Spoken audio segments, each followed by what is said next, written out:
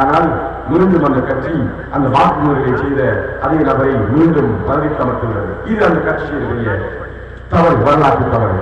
உண்மையில் கட்சியின் தலைமைத்துவம் அவருக்கு ஒரு தண்டனை கொடுத்திருந்தால் பிரதேச மக்களுடைய நம்பிக்கையை வென்றெடுத்திருக்க முடியும். அங்கு தொடக்கப்பட்ட பிரதேசவாதத்துக்கு முற்றுப்புள்ளி எடுத்திருக்க முடியும். ஆனால் துரதிருஷ்டவசமாக நடக்கவில்லை. அங்கு தொடக்கப்பட்ட அந்த பிரதேசவாதம் இன்றும் தொடர்ந்து கொண்டிருக்கிறது. ஒவ்வொரு தேர்தலிலும் ஒவ்வொரு அரசியல் நடவடிக்கைகளிலும் பிரதேசவாதம் வருகிறது. இங்கும் அந்த உணர்வு இருப்பதை நாங்கள் திருவண்ணாமலை பிரதேசத்தை கண்டோம். எனவே முஸ்லிம் சமூகத்தில் இருக்கின்ற இந்த பிரதேசவாதம் என்கின்ற அரசியல் ரீதியான வேறுபாட்டுக்கு தீர்வாக முன்னிலைத்தல், பதவிகளை யாரும் சொந்தம் கொண்டாடாமல் இருத்தல் என்கின்ற நடைமுறையை நல்லாட்சிக்கான மக்கள் இயக்க வைத்திருக்கிறது. அடுத்ததாக இந்த அரசியலினை யாரும் தொழிலாக செய்ய அனுமதிக்காத நிலை இருக்கிறது. தொழிலாளோ அல்லது உயர்ந்த நன்மைகளை பெற்றுக் கொள்வதற்கோ மறைமுகமான நேரடியான அரசியல் அதிகாரத்தை பொருளாதாரம் சேர்ப்பதற்கு பயன்படுத்துவதற்கோ அனுமதிக்காத கண்டிப்பான ஒழுக்க நடைமுறை இங்கு இருக்கிறது. அதனை ஏற்றுக்கொண்ட, அதற்காக பயிற்றுவிக்கப்பட்ட, அதற்காக தயார்படுத்தப்பட்ட மனிதர்களின் கையில் மாத்திரம்தான் இந்த அமானியம் ஒப்படைக்கப்படுகிறது. இப்போது நான் உரைத்து சொல்ல வேண்டும். இந்த மாவட்டத்திலே தேர்தலுக்கான ஆயத்தங்களை நான் செய்த போது, கலந்துரையாடலை நான் செய்த போது, நான் தொடர்ச்சியாக திருவண்ணாமலை மாவட்டத்தின் பல பிரதேச மருத்துவரோடு பேசினோம். என்னுடைய நடைமுறையை அவர் வழங்கப்படுகிறோம். நாம் சொன்னோம், எங்களை பொறுத்தவரையில் தேர்தலுக்காக வலிமையான ஏழை கட்சிகள் செய்வது போல செல்வாக்குள்ள மனிதர்களை அவருடைய நேர்மை, அவருடைய நாணயம், அவருடைய நம்பிக்கை, நம்பகத்தன்மை பற்றி கவலைப்படாமல் வாக்கு சேர்ப்பதற்காக வேட்பாளர் பட்டியலில் இருக்கின்ற நிலைமை எங்களது இயக்கத்தில் கிடையாது. நாங்கள் ஒருபோதும் செய்ய மாட்டோம். ஏனென்றால் வேட்பாளர் பட்டியல் கையெழுத்திருந்த நபர் என்பவர் நாங்கள் அதை அறிமுகப்படுத்தி வாக்கு கேட்காவிட்டாலும் கூட சூரா சபைக்கு மிகவும் நம்பகமானவராக இருக்க வேண்டும். அம்மாநிலத்தின் முக்கியத்துவம் பொறுப்பு சேர்ந்தவராக இருக்க வேண்டும். பொதுவாக சூரா சபையில் அங்கம் வகிக்கின்ற பயிற்றுவிக்கப்பட்ட அந்த வைத்தியத்தை செய்த நபர்களுக்கு தான் அந்த வாய்ப்பை கொடுக்கிறோம். ஆனால் துரதிருஷ்டவசமாக தேர்தல் வந்த காலத்திலே அவசர அவசரமாக சூறாவளி திருவண்ணாமலை மாவட்டத்திற்கு அனைத்து நிலைமைகளுக்கு இருக்கவில்லை.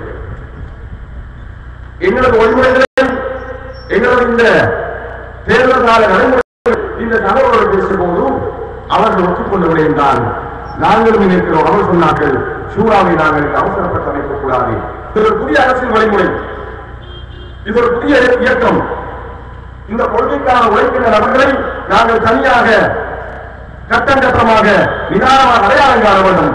அதன் பின்னர் தான் ஷூராவுக்கு நாங்கள் அழைக்க வேண்டும். எங்கள் அலுவலையில் நாங்கள் ஒரு செயற்குழுவாக இயங்க முடியும். காத்தான்குடியில் இறங்குகின்ற நல்லாட்சிக்கான மக்கள் இயக்கத்துடைய ஷூரா இந்த வேட்புமனுக்களை தாக்கல் செய்ய முடியும் என்ற அனுமதியை தந்தார்கள். அந்த செய்தியை நாங்கள் சொல்ல வேண்டும். நீங்கள் ஏதென்றால் நீங்கள் நினைக்கக்கூடாது, எதிர்வரும் காலங்களிலும் ஒவ்வொரு தேர்தல்களிலும் வேட்புமனுக்களை போடுகிற விஷயம் வருகிற போது எம்முறைக்கிற ஒரு சூழலான் இந்த வேட்புமனுக்களை பிரதிநிதி செய்து நினைக்கக்கூடாது. அது இந்த தேர்தலுக்காக ஷூவா என்கின்ற கட்டமைப்பு திருவண்ணாமலை மாவட்டத்திற்கு ஏற்படுத்தப்படுகிற வரையிலே உருவாக்கப்பட்ட ஒரு விடயம், பிரச்சாரமான விடயம். இன்ஷா அல்லாஹ் தேர்தல் முடிந்து ஒரு 3 மாதங்களுக்குள்ளால் இந்த ஷூராவை திருவண்ணாமலை மாவட்டத்திற்கு அந்த ஷூராவை அமைக்க வேண்டும் என்கின்ற எண்ணம் திட்டமிடம் இருக்கிறது.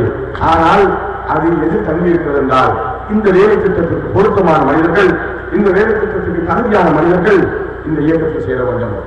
இந்த இயக்கத்தில் எந்த நன்மைகளையும் எதிர்பாராமல் அரசியலை ஏற்கனவே நான் சொன்னது போல சமூக கடமையாகவும் இறைவர்கள் மற்றும் கூலி எதிர்பார்க்க செய்கின்றவர்கள் இந்த இயக்கத்தில் சேர வேண்டும். அவர்களை கொண்டு இந்த ஷூரா அமைக்கப்படுகிற போது இன்ஷா அல்லாஹ் அந்த ஷூரா எதிர்வரும் காலங்களிலே அத்தனை அரசியல் விவகாரங்களுக்கும் தேர்தல் விவகாரங்களுக்கும் பொருத்தமான முடிவுகளை இந்த பிரதேச பிரதிநிதிகளை கொண்டு எடுக்கும். அதை நோக்கித்தான் நாங்கள் நடந்து கொண்டிருக்கிறோம். எனவேதான் ஒரு இடைக்கால தீர்வாக எங்களுடைய ஷூராவுடைய அமீர் பிரதோஷ் தலைவி அவர்களை எங்களுடைய ஷூரா முடிவெடுத்தது, நீங்கள் திருவண்ணாமலை மாவட்டத்துக்கு இதனை செய்யுங்கள். தேர்தல் முடிந்த பிறகு கிடைக்கிற பிரதிநிதித்துவத்தை இந்த செயற்குழுவினுடைய ஆலோசனையுடன் நியமிக்கப்படுகின்ற திருவண்ணாமலை மாவட்ட பிரதிநிதிகளுக்கு இதை நாங்கள் கையளிக்க வேண்டும் என ஷூரா முடிவெடுத்தது. அதனை வெறும் வார்த்தையாக சொல்லாமல் சத்திய பிரமாணமாக சத்திய வாக்குறுதியாக மக்கள் முன்னால் சொல்ல வேண்டும் என்ற அடிப்படையில் தான் இன்று அது மேற்கொள்ளப்பட்டது. கடந்த ஒரு சில தினங்களுக்கு முன்னர் மூதூரிலும் அது மேற்கொள்ளப்பட்டது. இன்ஷா அல்லாஹ் ஏனைய பிரதேசங்களில் இந்த பொதுக்கூட்டங்களில் பொதுமக்கள் முன்னால் மேற்கொள்ளப்படும். எனவே இந்த பதவிகளை வைத்து இலாபம் வேறாத தனிப்பட்ட லாபங்களை சம்பாத மனிதர்களை இந்த பதவிக்கு அமர்த்துகிற விடயத்தில் உள்ளாட்சிக்கான மக்கள் இயக்கம் மிகவும் கவனமாக இருக்கிறது. இன்னும் ஒரு விடயம் தான், இந்த நாட்டிலே சிறுபான்மை அரசியல் ஒன்றை செய்கிற போது கடந்த காலத்தில் என்ன நடந்திருக்கிறது என்றால் இனவாத அடையாளம் தான் நம்ம சிறுபான்மை அரசியலை அடையாளப்படுத்தியிருக்கிறது. தனித்துவ அரசியல் தான் தொடங்கிய அரசியல் ஏறத்தாழ நம்மை தனிமைப்பட்ட ஒரு அரசியலாக மாற்றியிருக்கிறது. நான் என்ன சொல்ல வருகிறேன் உங்களுக்கு புரிந்திருக்கும். முஸ்லிம் சமூகத்துடைய அரசியல் விவகாரம் ஏறத்தாழ சொல்லுவார்கள், அந்த குண்டு சட்டிக்குள் குதிரை ஓடுவது போல சொல்வாங்க. நமக்குள்ளேதான் நாம் பேசிக் கொள்கிறோம். நமது பிரச்சனை பற்றி அடுத்தவர்கள் அக்கறை கொள்வது கிடையாது. சர்வதேசத்துக்கு நமது பிரச்சனை பற்றி கவலை கிடையாது. இந்த நாட்டில் ஒரு சுயநலமிக்க அரசியல் குழுவாகத்தான் நாங்கள் பார்க்கப்படுகிறோம். காரணம் என்னவென்றால் நமது கட்சியினுடைய அரசியல்வாதிகளுடைய கடந்த 20 வார கால செயற்பாடுகள் அப்படித்தான் நம்ம தேசிய மட்டத்தில் அடையாளப்படுத்தி இருக்கின்றன. ஒரு உதாரணத்தை நான் சொல்ல வேண்டும். 18வது திருத்த சட்டம் இந்த நாட்டுக்கு கொண்டு வரப்பட்டது. உங்களுக்கு தெரியும், 18வது திருத்த சட்டம் எங்களுடைய பாரதூரம் பயங்கரம் என்ன என்பது. இந்த நாட்டிலே நிறைவேற்ற அதிகாரம் கொண்ட ஜனாதிபதி முறையினை ஒருவர் எத்தனை முறையும் பதவியில் இருக்கலாம் என்று வரையறை இல்லாமல் உருவாக்குகிற ஏறத்தாழ நிறைவேற்ற அதிகாரம் கொண்ட ஜனாதிபதியாக ஒருவர் தெரிவாகிற போது அவரை நிரந்தரமான ஏறத்தாழ அவர் மரணம் வரை வைத்திருக்கிற ஒரு சட்டம். இந்த நாட்டில் லஞ்சம், ஊழல், மோசடி போன்ற விடயங்களுக்கு எதிராக அமைக்கப்பட்டிருந்த ஆணைக்குழுக்களை செல்லுபடுத்துவதாக ஒரு சட்டமூலம். போலீசார், நீதித்துறை போன்றவைகள் சுதந்திரமாக இயங்க வேண்டும் என்று 17வது திருத்த சட்டத்தில் சொல்லப்பட்டிருந்த அம்சங்களை மாற்றியமைத்து அவற்றை வழிவகுக்க செய்கிற சட்டமூலம். ஒட்டுமொத்தத்தில் இந்த நாட்டின் நல்லாட்சிக்கும் ஜனநாயக ஆட்சிக்கும் மக்கள் நலன் சார்ந்த ஆட்சிக்கும் ஆப்பு வைக்கின்ற அதற்கு குடிகொண்டுகிற ஒரு சட்டமூலம். இதற்கு எமது முஸ்லிம் அரசியல் கட்சிகள் ஆதரவளித்தன. கண்ணை மூடிக்கொண்டு ஆதரவளித்தார்கள். ஆதரவளித்த போது என்ன சொன்னார்கள் தெரியுமா? ஏன் நீங்கள் ஆதரவளித்தீர்கள் கேட்ட போது, பாராளுமன்றத்தில் சட்டமூலம் வந்த போது ஏன் நீங்கள் ஆதரவளித்தீர்கள் கேட்டபோது சொன்ன விளக்கம், முஸ்லிம்களுக்கு இந்த 18வது திருத்த சட்டத்துக்கு இந்த தொடர்பு இல்லை, எனவே நாங்கள் ஆதரவளித்தோம் என்று பகிரங்கமாக பத்திரிகை சொன்னார்கள். உண்மையின் மூலமாக நமது அரசியல் பிரதிநிதிகளுடைய பாமரத்தனம் அல்லது அறியாமை அம்பலப்படுத்தப்பட்டிருக்கிறது. இன்னொரு பக்கத்திலே முஸ்லிம் சமூகம் படு சுயநலமான அந்த சமூகத்தின் நலன்களை பாதிக்காத ஒரு சட்டம் மூலம் என்றால் கண்ணை மூடிக்கொண்டு ஆதரவளிப்பதற்கு நாங்கள் தயார். தேசிய பிரச்சனை எதுவாக இருந்தாலும் இல்லை, தேசிய நலன்கள் எதுவாக இருந்தாலும் இல்லை, நாங்கள் எந்த சட்ட மூலத்துக்கும் கண்ணை மூடிக்கொண்டு ஆதரவளிப்பதற்கு தயாராக இருப்போம் என்ற ஒரு சுயநலவாத சக்தியாக நம்மை அடையாளப்படுத்திய ஒரு சம்பவம் அது. இதுபோலத்தான் இன்னும் பல சட்ட மூலங்கள் பாராளுமன்றத்தின் நன்மைகளில் கொண்டு வரப்பட்ட இன்னும் ஒரு சட்ட மூலம் உங்களுக்கு தெரியும். சுதந்திரமான தகவல்களை அறிந்து கொள்கின்ற சட்ட மூலம் கொண்டு வந்தார்கள். இந்த நாட்டிலே ஒவ்வொரு குடிமகனும் நாட்டினுடைய நிதி, நாட்டினுடைய ஏனைய விவகாரங்கள் எப்படி செலவழிக்கப்படுகிறது என்பது பற்றி சுதந்திரமாக தெரிந்து கொள்ளக்கூடிய ஒரு சட்ட மூலத்தை கொண்டு வந்த போது அதையும் பாராளுமன்றத்தில் தோற்கடித்த நேரம் அதுக்கும் முஸ்லிம் அரசியல்வாதிகள் ஆதரவளித்தார்கள். இந்த சட்ட மூலத்துடைய பாரம்பரியம் என்று தெரியாது. இந்த இடத்தில் நாம் ஞாபகப்படுத்தி பார்க்க வேண்டும். 2010ஆம் ஆண்டு பொதுத் தேர்தலிலே ஸ்ரீலங்கா முஸ்லிம் காங்கிரஸ் எப்படி போட்டியிட்டார்கள்? ஐக்கிய தேசிய கட்சியோடு இணைந்து போட்டியிட்டார்கள். போட்டியிடுகிற போது மக்களுக்கு என்ன பிரச்சாரத்தில் சொன்னார்கள்? இந்த நாட்டில் ஜனாதிபதி முறையை ஒழிக்க வேண்டும் என்றார்கள். சர்வாதிகார ஆட்சியாக ஜனாதிபதி முறை மாறி இருக்கிறது, இதை ஒழிக்க வேண்டும் என்றார்கள். லஞ்சம், ஊழல், மோசடி தலைவிரித்தாடுகிறது, இதனை கட்டுப்படுத்த வேண்டும் என்று சொன்னார்கள். இந்த நாட்டில் சட்டம் ஒழுங்கு இல்லை, எனவே சட்டம் ஒழுங்கை வலுப்படுத்த வேண்டும் என்றார்கள். இந்த நாட்டின் ஜனநாயக உரிமைகளுக்கு மரியாதை இல்லை, எனவே நீதித்துறையை வலுப்படுத்த வேண்டும் என்றார்கள். இதற்காகத்தான் மக்கள் வாக்களித்தார்கள். ஏனென்றால் அந்த தேர்தலிலும் ஆளுந்தரத்திலும் ஒரு குழு கேட்டார்கள், ஐக்கிய தேசிய கட்சியும் ஒரு கேட்டார்கள். இவர்கள் கொள்கைக்காகத்தான் மக்கள் வாக்களித்தார்கள். 2010ஆம் ஆண்டு ஏப்ரல் மாதம் தேர்தல் முடிந்து ஒரு 4-5 மாதங்களில் என்ன நடக்கிறது? அரசாங்கம் தனது ஆட்சியை நிரந்தரமாக வைத்துக் கொள்வதற்காக 2 வழிகளை யோசிக்கிறது அரசாங்கம். ஒன்று, ஜனாதிபதி ஆட்சி முறையை ஒழித்துவிட்டு சர்வ அதிகாரம் கொண்ட பிரதமர் மந்திரி ஆட்சி முறையை உருவாக்க முடியுமா என்று அரசாங்கம் யோசிக்கிறது. ஆனால் அரசாங்கத்தில் உள்ளே இருக்கிற ஏனைய சிங்கள கட்சிகள் அதை விரும்பவில்லை. அவர் நினைத்தார்கள், ஜனாதிபதி தன்னுடைய 2வது தவணை ஆட்சி முடிந்ததன் பிறகு மீண்டும் ஒருமுறை தனது ஆதிக்கத்தை கொண்டு வந்து இங்கு பிரதமராக இருப்பதற்கு முயற்சிக்கிறார் என்று ஒரு சலசலப்பு இருந்தது. இதனை செய்வதற்கு அரசாங்கத்துக்கு 3-2 பாராளுமன்ற ஆதரவு தேவைப்பட்டது. அரசாங்கத்துக்கு நான் இருக்கிறேன், அந்த நேரத்தில் 144 வாக்குகள் ஆசனங்கள் இருந்து ஞாபகம் இருக்கிறது. இப்போதுதான் நமது முஸ்லிம் கட்சியை கேட்ட, முஸ்லிம் காங்கிரஸை கேட்ட இவர்கள் இப்போது இந்த சந்தர்ப்பத்தை பயன்படுத்திக் கொள்ளக்கூடாதான் யோசிக்கிறார்கள். அரசாங்கத்தில் தனித்தனியாக பேச்சுவார்த்தை நடத்தினார்கள்.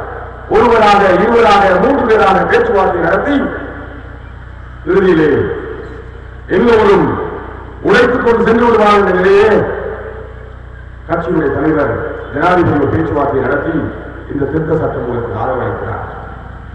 ஆதரவளிப்பதற்கு முன்னால் நான் அவருடைய வீட்டுக்கு சென்றேன். நான் தனிப்பட்ட முறையிலே நல்லாட்சிக்கார மக்கள் இயக்கம் சார்பாக அல்ல, நான் தனிப்பட்ட முறையிலே ஒரு நேரம் எடுத்து அவர் வீட்டுக்கு சென்று நான் அவருக்கு சொன்னேன், தயவு செய்து இந்த அநியாயத்தை செய்யலாம், இதை நீங்கள் செய்யக்கூடாது. இது நாட்டுக்கு செய்யக்கூடிய துரோகம், முஸ்லிம் சமூகத்துக்கு மட்டுமல்ல நாட்டுக்கு செய்யக்கூடிய துரோகம். நீங்கள் இத்தனை காலம் பேசிக்கொண்ட அந்த கொள்கைகளுக்கு செய்கிற ஒரு துரோகம் செய்யக்கூடாது என்று சொன்ன போது, நான் அங்கே பேசிக் கொண்டிருக்கிற போது அம்பாறை மாவட்டத்தை சேர்ந்த ஒரு பிரபலமான உலமாவும் அங்கே அவர் சேர்ந்து விட்டார். அவரும் சாட்சியாக இருக்கிறார். அவரை வைத்துக் கொண்டுதான் பேசிய போது அவர் சொன்ன விளக்கம், கட்சியை இப்போது சொல்கிறார், கட்சியை பாதுகாப்பதற்காக நாங்கள் அரசாங்கத்தில் சேர்ந்தோம். கட்சி இதற்காக தொடங்கப்பட்டது, சமூகத்தை பாதுகாப்பதற்கான கட்சி தொடங்கப்பட்டது. இப்போது கட்சியை பாதுகாப்பதற்காக சமூகத்தின் நலன்கள் கைவிடப்படுகின்றன. இது என்ன முறை? இப்படித்தான் இந்த நாட்டிலே முஸ்லிம்களுடைய அரசியல் வழிமுறை என்பது நம்மை ஒரு சுயநலவாத அரசியலாக மாற்றி வைத்திருக்கிறது. ஆனால் ஒரு முஸ்லிம் எப்படி இருக்க வேண்டும், தேசிய நலன்களிலே அக்கறை உள்ளவனாக இருக்க வேண்டும். சொந்த நலன்கள் பற்றி கவலைப்படுவது போல தேசிய நலன்களில் அவரை பங்களிப்பு இருக்க வேண்டும். அவருக்கு நாட்டு பற்றி இருக்க வேண்டும், அவருக்கு தேசப்பற்றி இருக்க வேண்டும். அந்த உணர்வு இந்த நாட்டுக்குரிய நல்ல பங்களிப்புகளை அவர் செய்பவராக மாற்றி இருக்க வேண்டும். அப்படித்தான் நம் முன்னோர் இந்த நாட்டுக்கு பல நல்ல பங்களிப்புகளை செய்திருக்கிறார்கள். வரலாற்றில் இன்றும் பதிவாகி இருக்கிறார்கள். இந்த இடத்தில் இன்னும் ஒரு விடயத்தை நான் சொல்ல வேண்டும். இந்த நாட்டில் தேசப்பற்றி என்பது எப்படி மாறி இருக்கிறால், அரசாங்கத்தின் மீது கொண்டுள்ள பற்றி தேசப்பற்றா மாறி இருக்கிறார் கிடையாது. அரசாங்கத்தின் மீது கொண்டிருக்கிற பற்றி தேசப்பற்றி கிடையாது. ஜனாதிபதி மீது கொண்டிருக்கிற அன்பு அல்லது அளவுக்கு மிஞ்சிய விருப்பம் தேசப்பற்றி கிடையாது. தேசப்பற்றி என்பது இந்த நாட்டில் ஊழல் மோசடி நடக்கிற போது நாம் கவலைப்பட்டால் அது தேசப்பற்றி. இந்த நாட்டில் சட்டம் ஒழுங்கு இல்லாமல் அராஜகம் தலைவருக்கு ஆகிற போது நமக்கு கவலை வந்தால் அது தேசப்பற்றி. இந்த நாட்டில் சொத்து சுரண்டப்படுகிற போது நாம் அக்கறை கொண்டால் அது தேசப்பற்றி. இந்த தேசப்பற்றி தான் இஸ்லாம் சொல்லித் தருகிறது. எனவே நல்லாட்சிக்கான மக்கள் இயக்கம் இந்த நாட்டுக்கு பங்களிப்பு செய்கிற, இந்த நாட்டின் நலன்களுக்கு, இந்த நாட்டின் தேசிய விவகாரத்திற்கு பங்களிப்பு செய்கிற ஒரு அரசியல் சக்தியை முஸ்லிம் சமூகத்திற்கு கொண்டு வர வேண்டும். அதன் மூலமாக முஸ்லிம் சமூகம் பற்றிய நல்ல பார்வையை உருவாக்க வேண்டும் என்று நாம் யோசிக்கின்றோம். பொதுவாக இந்த விடயங்களை பேசுகிற போது வருகிற ஒரு சந்தேகம், இதெல்லாம் சாத்தியமா? சூரா என்கின்ற தலைமைத்துவம் பதவிகளுக்கு போட்டி போடாத வேட்பாளர்கள் அல்லது இயக்க உறுப்பினர்கள், முதலமைச்சை முறை, பிரதேசவாதம் பேசாத அரசியல் வேலை திட்டம், இனவாதம் இல்லாத, இனவாதம் பேசாத ஒரு அரசியல் வேலை திட்டம், எல்லாவற்றுக்கும் மேலாக இஸ்லாம் சொல்லித் தந்திருக்கின்ற அத்தனை ஒழுக்க விழுமியங்களை கொண்ட வேலை திட்டம், நீதி, நேர்மை, தர்மம், சத்தியம், மனிதநேயம், ஜனநாயகம் என்று அத்தனை விடயங்களை உள்ளடக்கிய ஒரு அரசியல் வேலை திட்டம் பற்றி பேசுகிற போது நமக்கு வருகிற சந்தேகம், இது சாத்தியம்தான்? இது எப்படி சாத்தியம்? அன்புக்குரிய சகோதரர்களே, நாம் நினைத்துவிடக்கூடாது, இப்போது நம் மத்தியில் இருக்கிற இந்த பிற்போக்கான அரசியல் சிந்தனைகள் அல்லது சமூகத்துக்கு விமோசனம் அளிக்காத அரசியல் நடவடிக்கைகள் எங்கோ வாதத்தில் இருந்து இறங்கி வந்தவை அல்ல. இதை நாமே தான் உருவாக்கினோம், நாமே தான் வாக்களித்தோம், நாமே தான் வலுப்படுத்தோம். அப்படி என்றால் ஒரு நல்ல சக்தியை, ஒரு நல்ல அரசியல் வழிமுறையை, ஒரு நல்ல சிந்தனையை நாம் நிச்சயமாக வளர்க்க முடியும். அது நம்முடைய கையில் தான் தங்கியிருக்கிறது. இது ஒரு புரட்சி, இது ஒரு சிந்தனை புரட்சி, இது ஒரு அரசியல் எழுச்சி. இந்த எழுச்சிக்கு அவசியப்படுவதெல்லாம் பெரிய போராட்டமோ அல்லது பெரிய யுத்தமோ கிடையாது.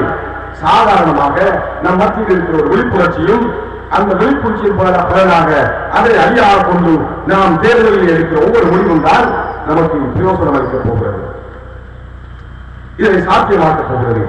இப்படித்தான் 6 வருடங்களுக்கு முன்னர் காத்தாங்குடியை நாடுகளை தொடங்கிய போது அத்தனை பேர் சொன்னார்கள். இப்போது எனக்கு ஞாபகம் இருக்கிறது, மார்க்கப்பட்டுள்ள சமூக அனுபவம் உள்ள மூத்த சகோதரர்கள் சொன்னார்கள், நீங்கள் சொல்லுவது போல அரசியலை கஸ்பமணியை கையில் வைத்துக் கொண்டு செய்ய முடியாது. அரசியல் என்றால் வன்முறை, அரசியல் என்றால் திருமுள்ளு, அரசியல் என்றால் மோசடி, அரசியல் என்றால் பொய் வாக்குறுதி, இதெல்லாம் இருந்தால் தான் அரசியலை நீங்கள் இருந்து முடிக்கலாம் என்று சொன்னார்கள். ஆனால் இறைவனுடைய உதவியால், எங்களுடைய அயராத உழைப்பு, இறைவனுடைய உதவி எல்லாமாக சென்று இந்த சக்தியை இப்போது எல்லோரும் திரும்பி பார்க்கின்ற சக்தியாக மாற்றியிருக்கிறது. எல்லா கட்சிகளும், எல்லா சமூக மக்களும் இதை நம்பிக்கையோடு பார்க்கிறார்கள். கடந்த இந்த